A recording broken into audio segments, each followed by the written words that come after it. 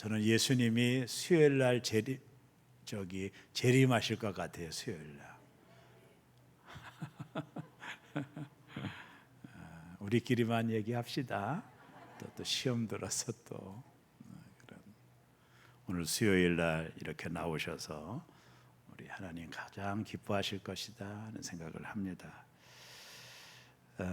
우리가 지난 시간에 이어서 말씀을 보는데 오늘 말씀도 상당히 중요한 말씀이 담겨져 있습니다. 바울이 1차 전도 여행을 2년 걸려서 마치고 안디옥 교회에 들어오게 됩니다. 제 말씀 잘 들리나요? 예. 안디옥 교회에 들어와서 안디옥 교회 성도들에게 우리가 2년 동안 전도 복음을 이방 지역에 가서 복음을 전했는데 엄청난 일이 일어났어. 귀신이 떠나가고 안진뱅이가 일어났어. 이런 것을 바울과 바나바가 안디옥 교회 성도들에게 간증을 했을 거예요. 그래서 안디옥 교회 성도들도 와, 대단한 역사가 일어났구나. 이방 지역까지 복음이 들어가서 예수 믿는 사람들이 많이 생겼다고 하니까 다들 기뻐했겠죠. 안디옥 교회가 아마 축제가 벌어졌을 거라고 봐요. 바울과 바나바가 할 얘기가 얼마나 많았겠어요. 2년 동안 자그만치 1차 전도 여행을 마치고 왔기 때문에 우리가 지난 시간까지 1차 전도 여행의 모든 과정을 살펴보았잖아요. 하나님의 살아계심의 역사들이 가는 곳곳마다 일어났고, 물론 핍박도 있었고 어려움도 있었죠. 그러나 그보다 더 큰 하나님의 살아계심의 역사가 이방이라는 지역에서도 일어났다라는 게 놀라운 일이거든요. 왜냐하면 그 당시 유대인들은, 이방 사람들은 지옥의 불쏘시개라고 믿었어요. 지옥을 뜨겁게 해야 되는데 땔감이 이방인들이라, 이렇게 구원을 받지 못하는 사람들이 이방인이다. 오직 구원은 유대인들만 받는다. 이게 그들의 사상이었거든요. 근데 바울 사도가 이방 지역, 유대인들만 알고 있는 할례나 율법을 전혀 모르는 이방 지역에 가서 예수님의 십자가와 부활을 전할 때 이방 사람들이 많이 예수를 믿게 되어 교회가 형성이 되는 거예요. 이건 정말로 놀라운 일이죠. 놀라운 일입니다. 이방 사람들이 예수를 믿고 성령을 받았어요. 놀라운 일이죠. 왜냐하면 이방인들은 구원을 받을 수 없는 사람들이라고 하는 그 당시 유대인들이 가지고 있었던 이 선민 사상이 대단히 강했던 겁니다. 근데 1차 전도 여행 때 우리가 계속 보았지만 바울이 가는 곳마다 예수님을 믿게 되는, 또 저들이 성령을 받게 되는, 이게 뭐지? 놀라운, 바울도 의심할 정도로 이방인들이 성령 충만함을 받고요, 이방인들이 예수를 믿게 되는 그런 놀라운 일들이 유대인이 아니라 이방인들 속에서 일어난 거예요. 그래서 바울과 바나바가 안디옥 교회, 자신들을 파송한 안디옥 교회에 와가지고, 야, 우리가 복음을 전할 때 이방인들도 성령을 받았더라. 성령을, 저들이 성령의 충만함을 받더라. 성령께서 이방인들에게도 임하시더라. 이런 얘기를 바울과 바나바가 안디옥 교회 성도들에게 나눔을 갖지 않았겠습니까?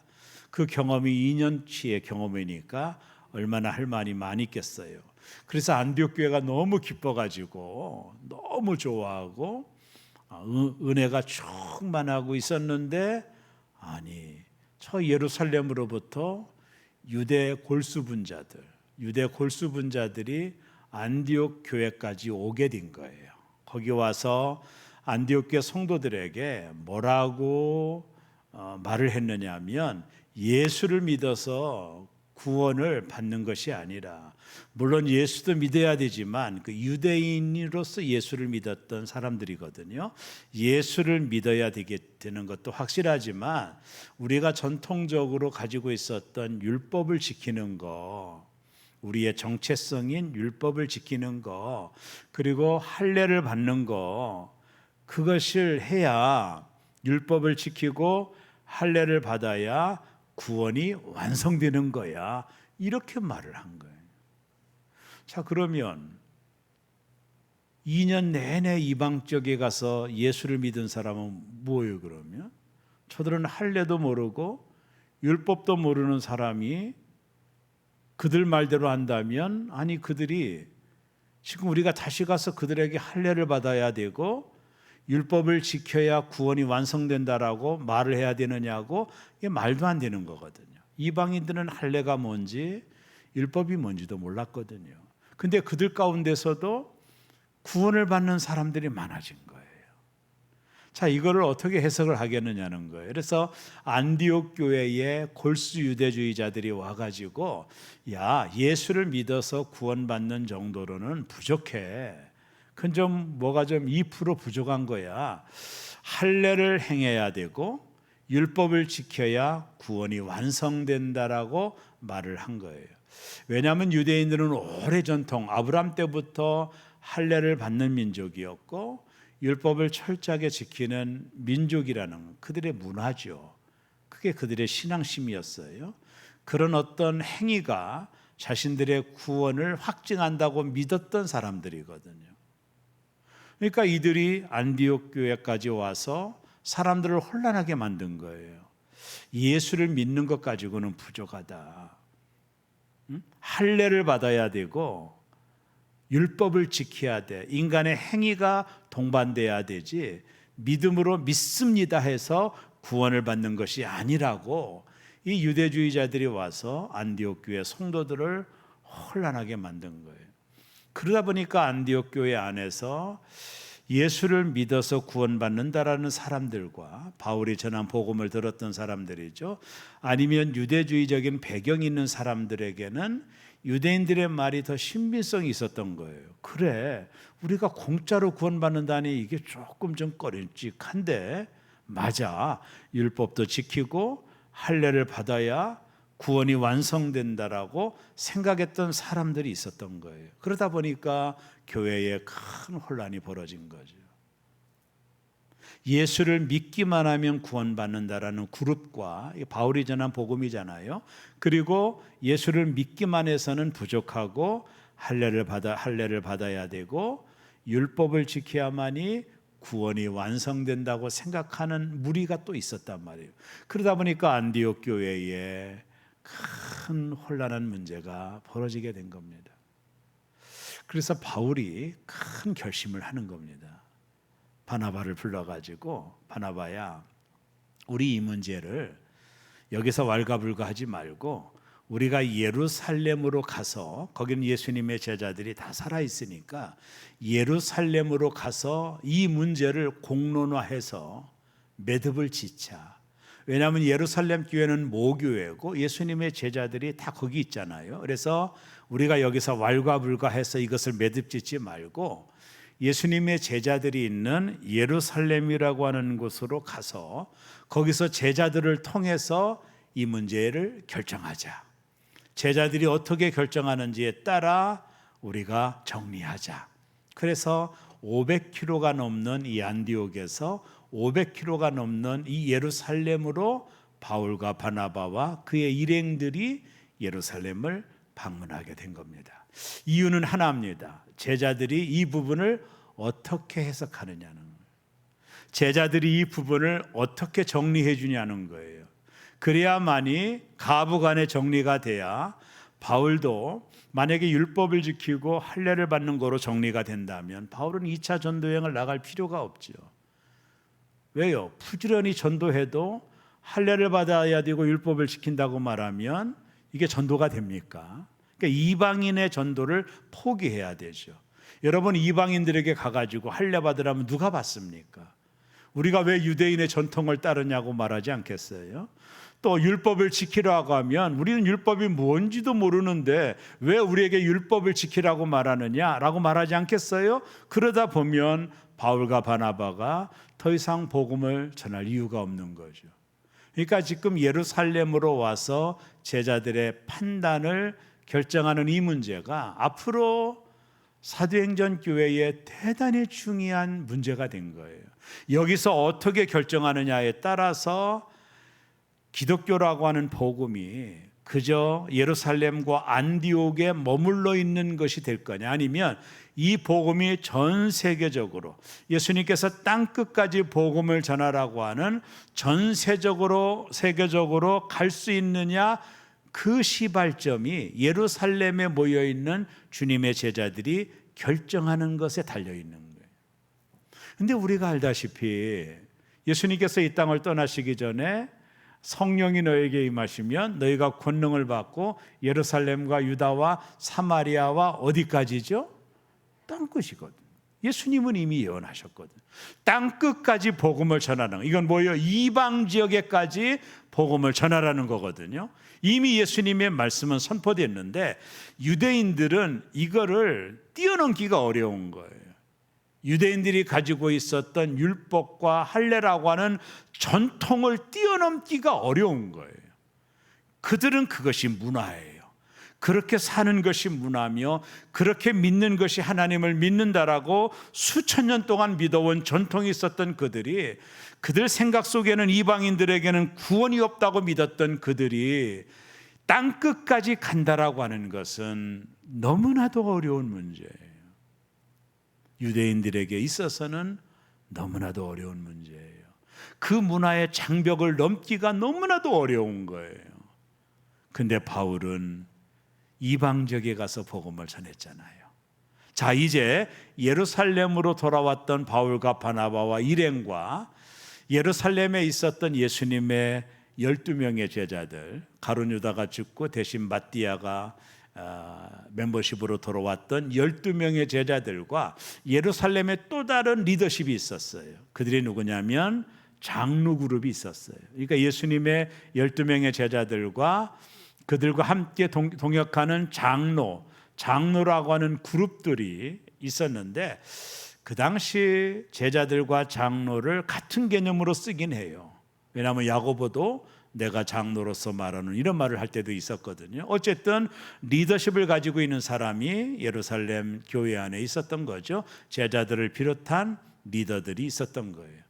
자, 이제 바울과 바나바와 일행이 예루살렘에 도착해서 어떤 일이 벌어지는지를 한번 볼까요? 6절에 나옵니다. 우리 다 같이 한번 읽어보겠습니다. 사도와 장로들이 이 일을 의논하러 모여, 이제 바울과 바나바가 왔으니까 이제 이 일이 뭐예요? 이방인에게도 할례를 받아야 되느냐, 율법을 지키라고 하느냐, 아주 큰 문제거든요.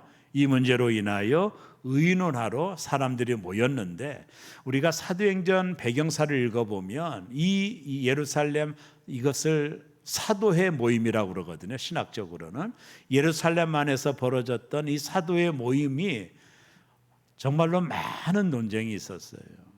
그 내용이 7절에 이어서 나옵니다. 우리 다 같이 한번 읽겠습니다. 많은 변론이 있은 후에 베드로가 일어나 말하되, 형제들아, 너희도 알거니와 하나님이 이방인들과 내 입에서 복음의 말씀을 들어 믿게 하시려고 오래전부터 너희 가운데서 나를 택했고. 자, 많은 변론이 있었다라는 것은 시끄러웠다라는 거예요. 율법을 지키고 할례를 받아야 구원이 완성된다라는 사람들의 의견과 바울과 바나바를 비롯한 사람들은 구원은 할례를 받아서 율법을 지켜서 받는 것이 아니라 예수 그리스도의 십자가를 믿음으로 구원받는다라고 하는 이 의견이 팽팽했던 겁니다. 여기 많은 변론이 있다라는 것은 의견이 서로 상충되어서 시끄럽다라는 거예요. 어떻게 결정을 못하고 시끄럽게 서로의 의견들로 충돌이 일어나고 많은 변론이 일어나게 된 겁니다. 한마디로 말하면 할례와 율법을 지켜야 구원이 완성된다라고 하는 그룹과 바나바와 바울을 비롯한 그룹들은 그런 것들로 구원받는 것이 아니라 예수님을 믿음으로 구원받는 것이다라고 하는 이 의견들이 팽팽하게 변론이 일어나게 된 거예요. 여기서 대단히 중요한 결정이 일어나는 겁니다. 사람들이 막 시끄럽게 서로 의견이 상충되고 있을 때 누가 일어나죠? 예수님의 12 제자 중에 가장 수제자인 베드로가 일어나는 거예요. 자, 여기서 우리가 이 본문을 좀 더 이해하려고 하면 우리가 사도행전 15장에 오기까지 베드로에게 어떤 일이 벌어졌는지를 여러분이 아셔야 돼요. 베드로가 어느 날 요바에 있을 때 하나님께서 환상을 보여줍니다. 근데 뭐가 보이냐면 하나님이 먹지 말라고 하는 그런 짐승들이 막 내려오는데 하나님이 뭐라고 말씀하냐면 베드로야 먹어라 그러는 겁니다. 베드로가 이건 하나님이 먹지 말라고 한 건데요, 굽이 있는 거, 새김질하는 거 이거는 못 먹는데요, 내가 깨끗하게 했으니 받아 먹어라. 베드로가 이해할 수 없는 거예요. 자신들의 민족의 정통에 의하면 하나님이 보여주신 그 짐승들은 먹으면 안 되는 율법이에요. 이건 레위기법입니다. 먹으면 안 됩니다. 근데 하나님이 그 짐승들을 먹으라고 하는 환상을 보고 베드로가 너무 놀란 거예요. 그러던 차에 이방 사람이었던 고넬료가, 하나님을 믿는 고넬료가 환상을 봅니다. 그 환상이 뭐냐면 베드로에게 사람을 보내어 청하여 너희 집에 모시고 오게 하라. 그래서 이 고넬료가 베드로가 있는 요바로 사람을 보냅니다. 그때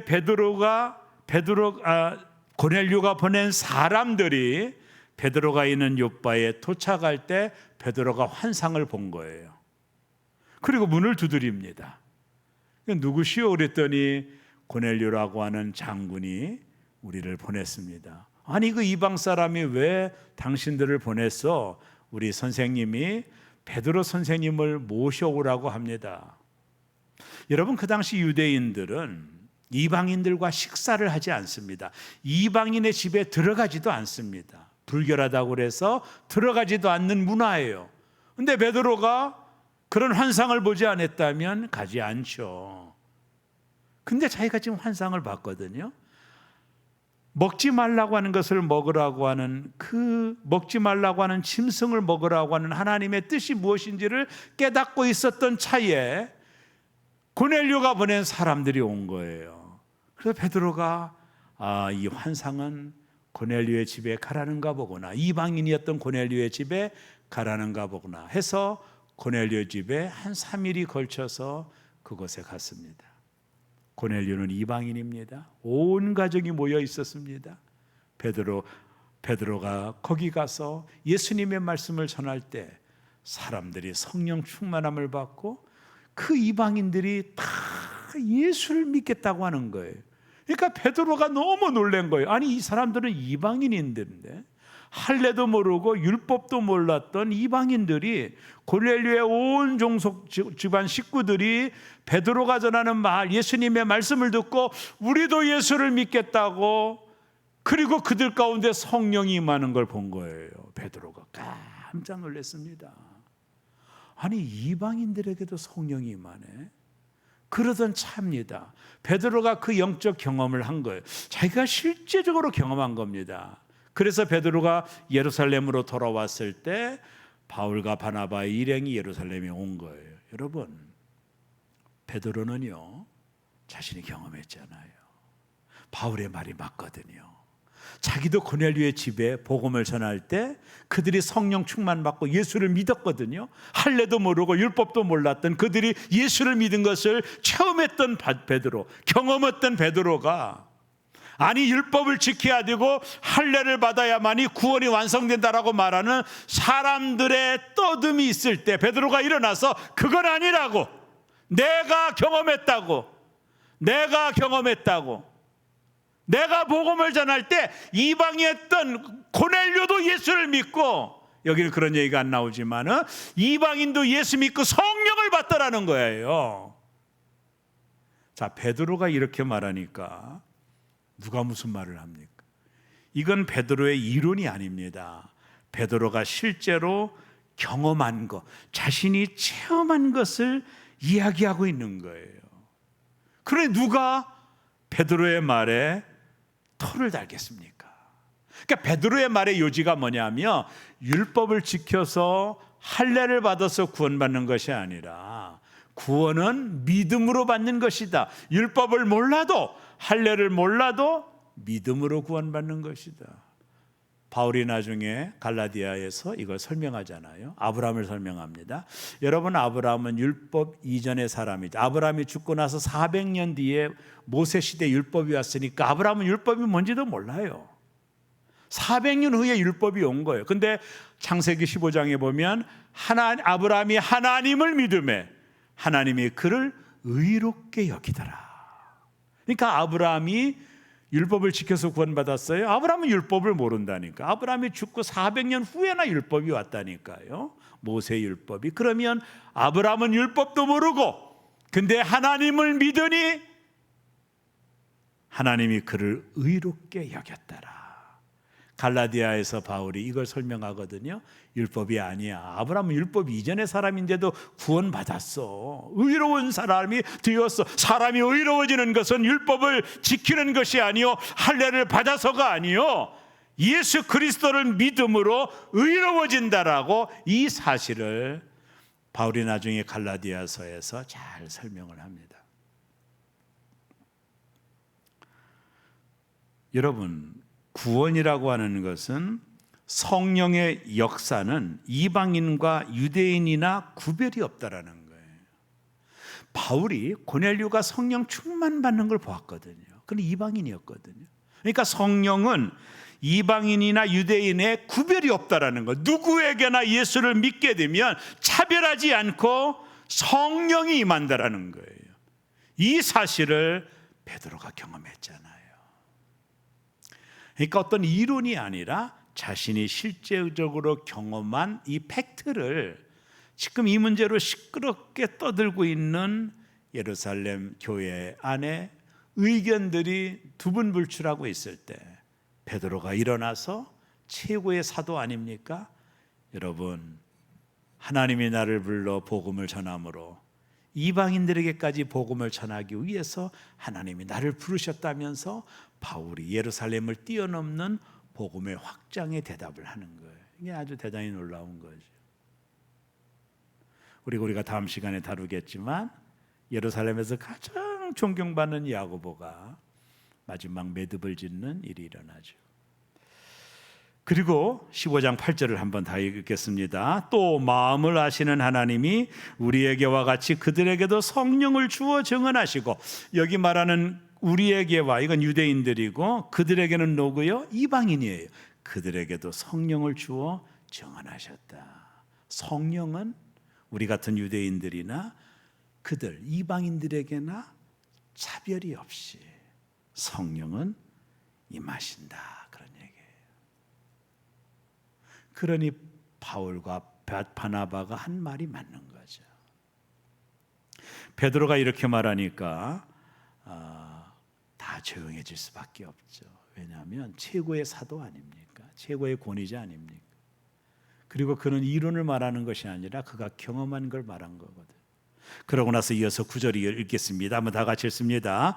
믿음으로 그들의 마음을 깨끗하게 하사 그들이나 우리나 차별하지 아니하였느니라. 자, 무엇으로 마음을 깨끗하게 하셨죠? 믿음으로입니다. 율법으로라고 말하지 않았어요. 할례를 받음으로 이렇게 말하지 않았어요. 믿음으로 우리의 마음을 깨끗하게 한다. 쉽게 말하면 믿음으로 구원을 받는다. 유대인에게 율법이 있다면 이방인에게는 순전한 믿음이 있었다라는 거예요. 하나님은 이방인들을 믿음으로 깨끗게 하셔서 율법을 필요치 않게 해주셨다라는 거예요. 율법 역시 사람을 깨끗하게 하게 한 수단인 것처럼 이방인들도 율법을 몰랐지만 믿음으로 그들을 깨끗게 하는 도구가 된다라는 거예요. 유대인에게는 율법으로 깨끗하게 하려고 했던 것이고 이방인들에게는 믿음으로 깨끗해지는 거라는 거예요. 여기에는 차별이 없다라는 거예요. 이방인이나 유대인이나 구원은 차별이 없다라는 거예요. 이어서 10절을 이어서 읽겠습니다. 그런데 지금 너희가 어찌하여 하나님을 시험하여 우리 조상과 우리도 능히 매지 못하던 몽해를 제자들의 목에 두려느냐. 우리가 율법을 지키지도 못해서 그 율법의 몽해를 가지고 날마다 고통하며 살아가는데 율법 613가지나 되는 율법을 누가 지킬 수 있겠어요? 그것이 유대인들에게 몽해로 지금 미어져 있는 건데 이방인들에게 율법을 지키라고 하며 그들에게 또 그 멍에를 매라고 하는 거냐? 그럴 수 없다라는 거예요. 오늘 베드로가 정확하게 율법을 해석하죠. 율법이 멍에다. 그걸 지켜야 되는데 못 지키니까 늘 죄책감이 있고 그 멍에로 고통당하고 있는데 그 고통을 이방인들에게까지 지어주려고 하느냐. 오늘 베드로의 말이 너무나도 정확한 말이죠. 그리고 마지막 사도행전 15장 11절입니다. 다 같이 읽습니다. 그러나 우리는 그들이 우리와 동일하게 주 예수의 은혜로 구원받은 줄을 믿노라 하니라. 아멘. 우리와 동일하게 주 예수의 은혜로 구원받는 줄을 믿노라 하니라. 누구 편이 되어줬죠? 바울의 편이 되어진 겁니다. 그래서 이 문제가 일단락이 된 거예요. 바울 사도는 이 베드로 사도의 이 말에 큰 감동을 받았을 거예요. 실제적으로 자기가 이방인들에게 가서 복음을 전할 때 성령 받는 걸 봤거든요. 근데 그들에게 율법을 지켜야 되고 할례를 받으라고 한다면 이방인들에게 또 몽해를 지어주는 거거든요. 유대인들에게는 율법이 자신을 깨끗하게 하는 도구가 되었던 것처럼 이방인들에게는 율법이 아니요 믿음으로 깨끗게 되는 역사가 일어난다는 거예요. 그래서 마지막 로마서 1장 16절 읽고 마치려고 합니다. 우리가 성경을 한번 찾아보겠습니다. 로마서 1장 16절을 한번 마지막으로 찾아보겠습니다. 너무나도 중요한 얘기입니다. 로마서 1장 16절 찾으셨나요? 자막이 있으면 보여주시면 고맙겠고요. 로마서 1장 16절 다 같이 읽습니다. 내가 복음을 부끄러워하지 아니하노니 이 복음은 모든 믿는 자에게 구원을 주시는 하나님의 능력이 됨이라. 먼저는 유대인에게요, 그리고 이방인에게로다. 헬라인은 이방인이잖아요. 이 구원은 제한이 없는 거예요. 그래서 저와 여러분들도 예수 믿어 구원받은 줄로 믿습니다. 우리가 할례를 안 받잖아요. 율법을 지켜야 구원받는다고 말하지 않잖아요. 구원은 모든 믿는 자에게 구원을 주는 하나님의 능력이 됩니다. 저와 여러분은 이 은혜를 다 받으신 겁니다. 사랑하는 여러분, 구원을 받는 곳에 멍에를 매지 마십시오. 우리의 전통, 우리의 습관 그대로 안 되면 나는 어떻게 되나 봐라고 하는 그런 생각을 하지 마세요. 구원은요, 믿음으로 받는 겁니다. 유대인에게나 헬라인에게나 차별이 없는 것입니다. 저와 여러분들도 이 구원을 받아 하나님의 자녀가 된 것입니다. 날마다 이 은혜에 감격하며 살아가시기를 바라고, 오늘 베드로는 이 문제의 결정적인 이야기는 자신의 영적인 경험을 가지고 이야기를 했다라는 거, 이론이 아니요 상식이 아니라 자신이 경험했던 일을 가지고 이 문제를 매듭짓고 있다라는 것을 깨닫게 됩니다. 저와 여러분들은 모두 다 구원받아 하나님의 자녀가 된 줄로 믿습니다. 은혜로 구원받은 줄로 믿습니다. 우리가 비록 이방인이지만 유대인들 편에서 보면 이방인에게도 이 구원은 차별이 없음을 믿습니다. 그래서 우리가 이 은혜를 받은 것입니다. 사랑하는 세롬의 성도 여러분, 이 구원을 꼭 마음속에 새기시기를 바랍니다. 흔들리지 않기를 바랍니다. 이게 거듭남이요 다시 태어나는 것입니다. 날마다 이 은혜를 받은 여러분과 제가 이제는 믿음의 성숙을 향하여 날마다 달려가는 성도들 되시기를 주의 이름으로 축원합니다. 기도하겠습니다.